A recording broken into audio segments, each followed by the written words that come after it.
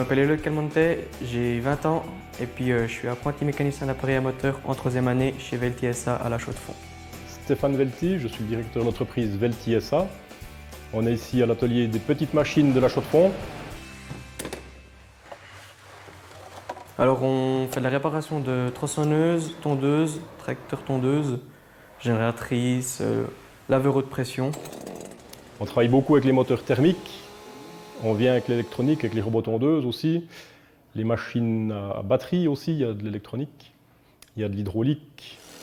Maintenant, il y a les machines électriques aussi qui viennent, c'est un peu plus silencieux. Mais on a moins de problèmes avec les machines électriques. Tout d'un coup, on peut être sur une panne électrique ou un affûtage de couteau ou un problème de carburateur. Il y a beaucoup de choses différentes.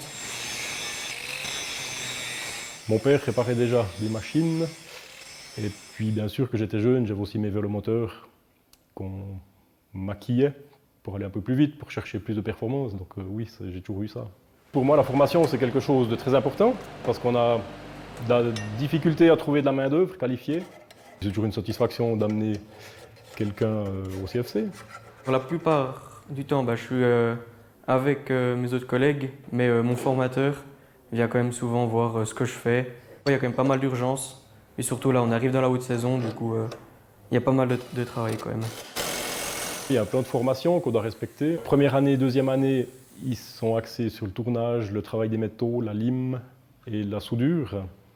Et troisième année, ils commencent vraiment les cours spécifiques sur les machines au centre de formation à Arberg. Il y a tous les apprentis de Suisse romande. Et quatrième année, c'est de la répétition et les examens.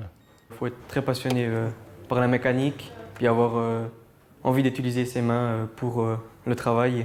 Il faut être bon en maths. Alors par exemple, quand on a du tournage, il y a des cotes à respecter, puis il faut calculer justement pour avoir la bonne cote. Aussi pour les moteurs par exemple, il y a des courbes de serrage aussi à respecter. Du coup, des fois, il y a des calculs à faire pour ces couples-là. Alors souvent, les machines bon marché, ça ne vaut pas la peine de passer du temps dessus, ça coûte trop cher.